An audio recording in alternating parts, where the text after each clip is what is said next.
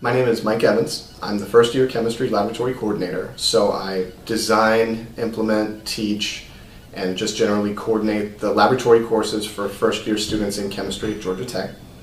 I'm also the College of Sciences liaison to Cerebral and Sustain, so I help connect students and faculty with the center, events, funding, that kind of thing, and just generally promote sustainability within the College of Sciences. So within my role as the laboratory coordinator for first year chemistry, I'm interested in giving students a solid foundation for talking about sustainability in chemical terms. It's interesting to me because chemistry as a field and as a discipline and as an industry has a terrible reputation with respect to sustainable communities. And I don't think that's because of chemistry per se. I think it's because large chemical industry has these chronic problems that come with it, where there's a trade-off between providing jobs to a community and environmental health, and that hasn't been managed in the past. So my advice to chemistry as a field would be to make chemistry smaller, essentially. Allow small groups of citizens, or even one person, to perform analysis methods on water that's in their neighborhood.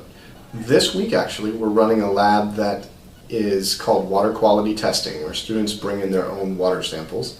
I took some students over the weekend to Proctor Creek to collect and analyze some samples, and we got together with Georgia Adopt a Stream to train them on how that works, how to sample properly, how to run the methods properly, interpret the results, and what's normal for the state of Georgia. And that does two things. It teaches students the techniques and analysis methods they can use in their own communities in the future, and it helps Georgia Tech engage with the surrounding communities and hopefully make them more sustainable by giving them back data that's of use to them.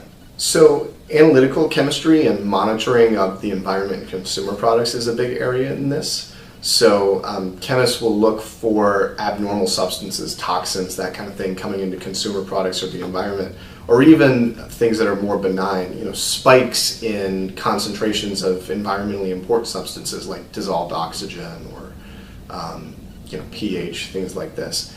That's an important element to sustainable communities because it gives communities information about the products that they're bringing into their homes and the environment around their homes and things like this. The other area that chemistry really works hard to promote sustainability in is green chemistry.